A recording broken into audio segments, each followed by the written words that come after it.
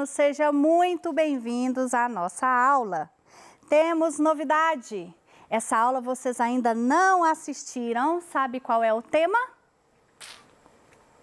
Arte. Olha que maravilha. Aposto que vocês gostaram muito. Fala a verdade que arte é a melhor que está tendo. Então, aproveita essa oportunidade e se liga na educação. Vamos pegar o caderninho, preparados para anotar, fazer as observações e anotar as suas dúvidas, combinados? Vou me apresentar para vocês. Meu nome é Angélica e eu vou conduzir essa aula de arte juntinho com você aí na sua casa. Bora começar então? Nessa aula de hoje nós vamos saber sobre arte e arquitetura, artistas das Minas Gerais e obras de artes mineiras. Bora nessa viagem? O que é arquitetura? É a união entre a arte e a técnica de construir lugares. Deve-se levar em conta o conforto, a realidade social, a concepção estética de uma época e o local. Para que nós possamos entender melhor essa questão da arquitetura, nós vamos voltar lá atrás, bem na pré-história, tá? No período da pré-história, eles vão surgir ali as primeiras arquiteturas, né? Chamadas de arquiteturas megalíticas. Megalítico significa grande, feito de pedra. Essas estruturas de pedras, elas terão finalidades ritualísticas naquele período.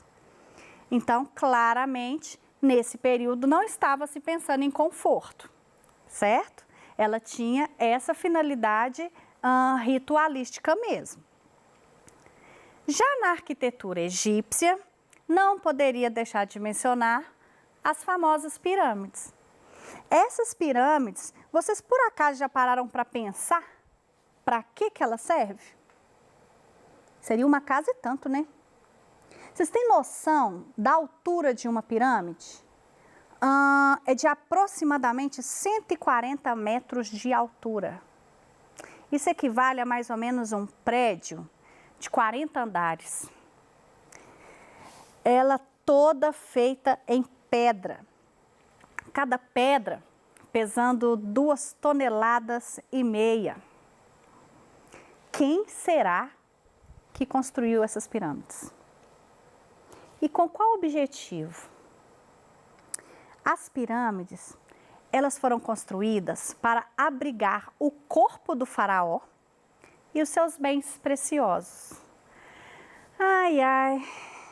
O faraó se sentia um deus aqui na terra, gente. Ele era o deus que mandava no sol, na chuva, nas pessoas. Ele era o todo-poderoso.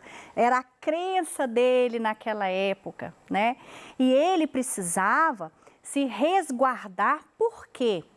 Na arte egípcia, toda ela é voltada para a vida após a morte. Eles viviam pensando que ia morrer, mas que iam voltar de novo. Por isso o embalsamento. Mumificava, né? Você já deve estar cansado de ver aí em filmes, dentro de sarcófagos. Eles mumificavam, porque quando eles voltassem à vida, tinha que ter pelo menos um corpinho, né?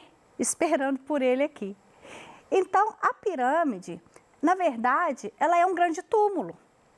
Ela vai guardar o corpo do faraó e todas as suas riquezas também vão ficar ali dentro. Pesquisem aí quem é que construiu as pirâmides, depois vocês me contam.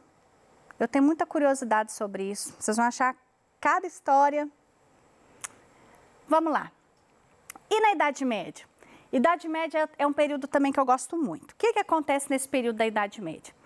Toda a arte será voltada para a arte cristã, né? Então, nós vamos começar aqui, elas vão se destacar mais nas construções de igrejas. Por isso, as imagens que eu vou mostrar para vocês serão sobre elas. Nós temos aqui a igreja de São Pedro. Ela é considerada estilo românico. Por quê? Porque sofre inspirações de Roma. da arquitetura da Roma na época. Essas igrejas, a planta dela, quando eu digo planta, eu estou querendo dizer a vocês que o formato da igreja era o formato de uma cruz. E essas igrejas, elas eram trabalhadas horizontalmente, elas cresciam para os lados, com paredes extremamente grossas. Mas não é esse grosso que eu estou mostrando aqui não, assim, é assim, ó. Paredes muito espessas. Sabe por quê? Porque ela tinha que ser a fortaleza de Deus. Dentro da igreja, as pessoas tinham que se sentir seguras e protegidas. Por isso é que eles vão utilizar essa horizontalidade para se sentir ali mais estável, uma construção estável, uma construção segura. Fechou a porta ali, meu filho, ninguém entra mais. Também, né, com a espessura que tem em cada pedra daquela igreja. E nós depois, na Idade Média, ainda na Idade Média, nós vamos ter uma grande evolução na arquitetura. É claro que a técnica para se fazer uma construção, ela não era tão avançada naquele período. E por esse motivo, as igrejas românicas vão ter essas paredes tão grossas, que era o material que eles utilizavam, que eram as pedras, e janelas muito pequenas. Era um ambiente lá dentro muito escuro. Então, haverá uma evolução tecnológica, professora. Tecnológica. Acertei, tá? Corrigi. Que vai propiciar a essas igrejas a crescerem verticalmente. Existe aqui uns nomes que vocês vão aprender lá no ensino médio, como contraforte, né, que vai fazer essa sustentação da parede e vão se erguer janelas gigantescas. Gente, a arte gótica, ela é maravilhosa. Ela é muito estranha por fora. Às vezes, os alunos me perguntam assim, professora, mas é uma igreja, por que que do lado de fora tem demônios, tem imagens feias? A ideia era o seguinte, fica aí fora, bobo. Aí fora, ó, tá cheio de tentação. Você fica aí fora, tudo que é de mal pode te acontecer. Vem aqui para dentro, vamos? Vamos entrar aqui para dentro dessa igreja que você vai ver o que que é a luz de Deus, o que que é a luz divina. E quando você entra dentro dessa igreja, o mundo lá dentro é cor pura. Sabe por causa de quem? Depois eu vou voltar nesse bichinho aqui, ó. Pera aí. Cadê ele? Vou achar ele aqui depois. Dos vitrais. Aqui não vai ficar muito claro para vocês. Essas janelinhas, elas são extremamente coloridas. E quando você entra dentro de uma igreja gótica, tudo dentro dela se ilumina. Então, ela te dá um conforto, um aconchego, diferente da escuridão que está por fora, né? Eu coloquei a imagem aqui para vocês de uma gárgula. A gárgula, um animalzinho bem feio, que normalmente fica nas pontas dessa arquitetura, ela é, na verdade, um aguadouro. Ela tampa o cano que joga a água fora, mas ela também serve para te lembrar dos perigos que você corre estando fora da igreja. Nós temos que compreender o seguinte, essa Idade Média, as pessoas, a maioria era analfabeta, elas não sabiam ler. Então, a maneira que se tinha de transmitir as passagens bíblicas, vão ser através de imagens. Então, essa representação feia por fora, quer dizer, do lado de fora da igreja, você corre perigo, corre aqui para dentro, que aqui dentro você será iluminado. Vocês ouviram falar aí da igreja de Notre Dame, né? Ela pegou fogo recentemente. A Notre Dame, ela é um estilo gótico. Ela é do filme, como é que chama o filme lá do Notre Dame? Do Corcunda, né? O Corcunda de Notre Dame. E aí foi por isso que eu trouxe esses bichinhos bonitinhos do filme. São as gárgulas, né? Que foram transformados aí em personagens de desenho. Vocês podem ver que elas protegem o Passígada, não sei o nome do Corcunda, ok? Arquitetura barroca. O barroco também veio para mudar completamente a estrutura, não só da arquitetura, mas da escultura, da pintura. Né, a gente, dentro da história, nós vamos viver em um período de contra-reforma e o barroco ele vai entrar também na igreja justamente para tentar chamar a atenção dos fiéis.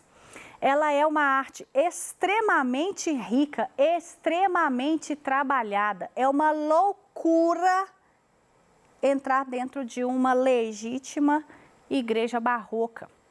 Esse barroco é um movimento artístico que vai nascer em Roma, em 1600, tá? E ele vai se difundir por toda a Europa e acaba chegando aqui para a gente.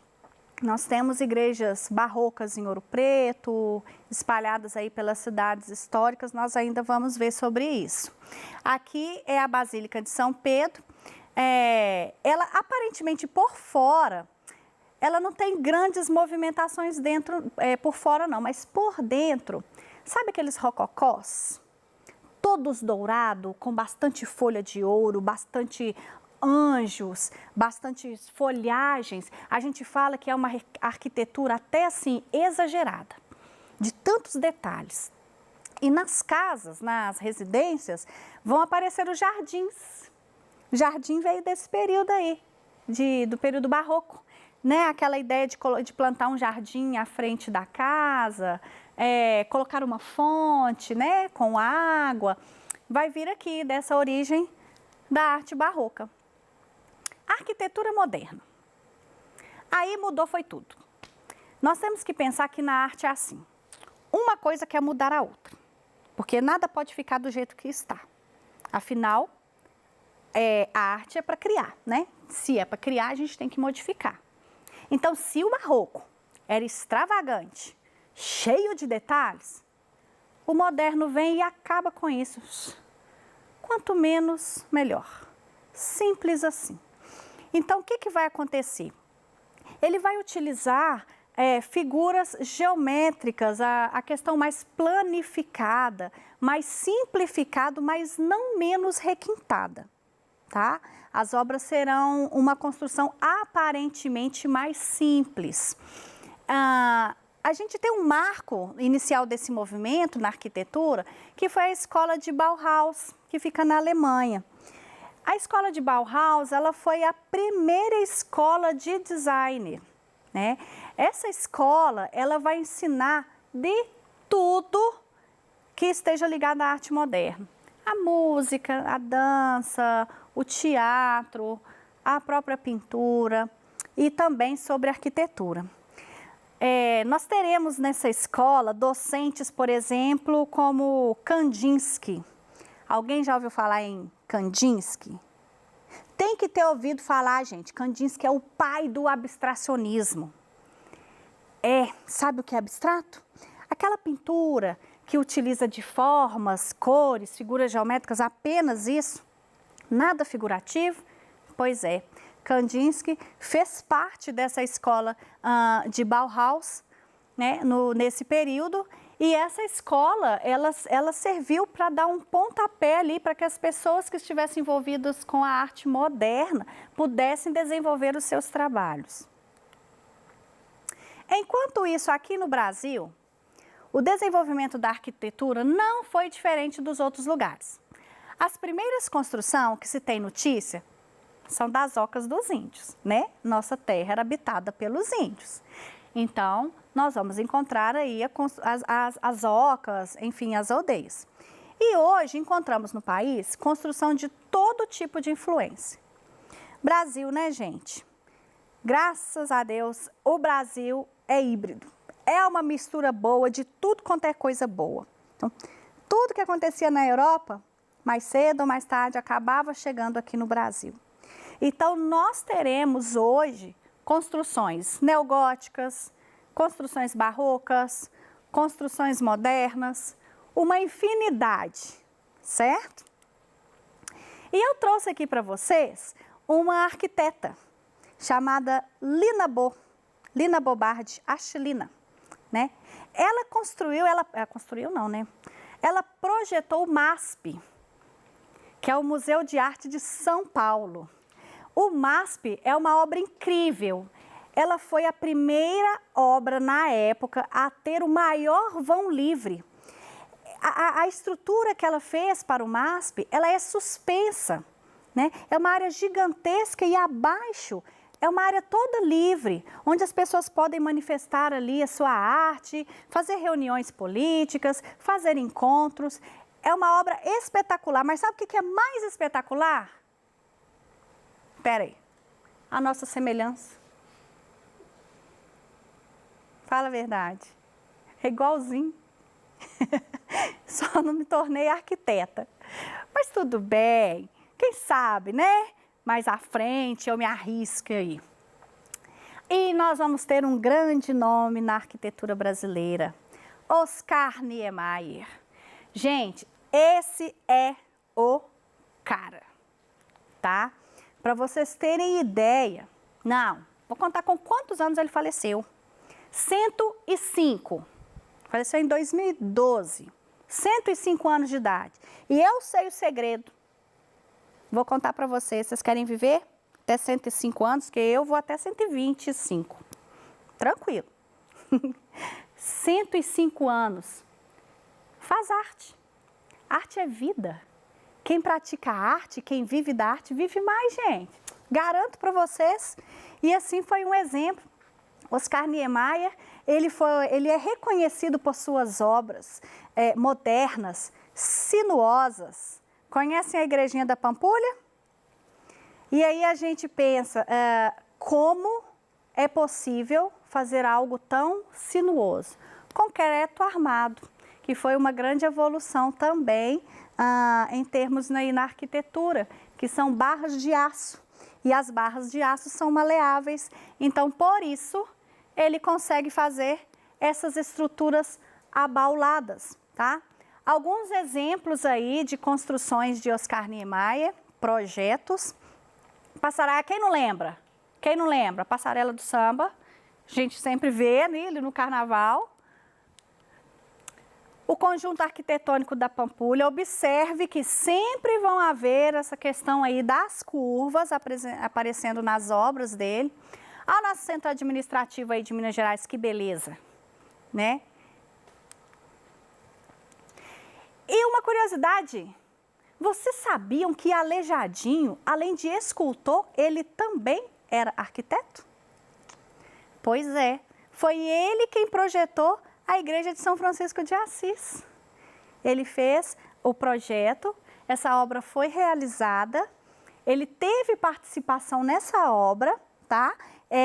Ele trabalhou no altar, ele fez algumas partes no retábulo também. Vocês sabem que ele é o mestre da escultura em pedra-sabão, né? Ele é mais reconhecido por suas esculturas, mas ele esteve envolvido no projeto aí dessa igreja que fica em Ouro Preto. Vale a pena vocês irem lá conhecê-la. Ela é um espetáculo, é maravilhosa. Daquele modelo que eu falei para vocês de exagero, de extravagância barroca. Dê um pulinho lá em Ouro Preto que vocês vão se apaixonar pelo trabalho dessa igreja. Então, a arte está presente nos diferentes momentos do nosso dia a dia, em todos os lugares, né? A arte ela está aí para ser vista, para ser apreciada, mas ela conta história, certo? Então, todas as vezes que vocês se depararem com uma obra, vocês vão pensar sobre ela, pesquisem o motivo dela ser daquela maneira, né? A gente vê hoje, como eu mostrei para vocês, a própria arquitetura é arte. Gostaram da aula? Curiosa, né? Aposto que vocês gostaram, vão tirar de letra. Então, por hoje é só. Deixo para vocês aí o meu abraço.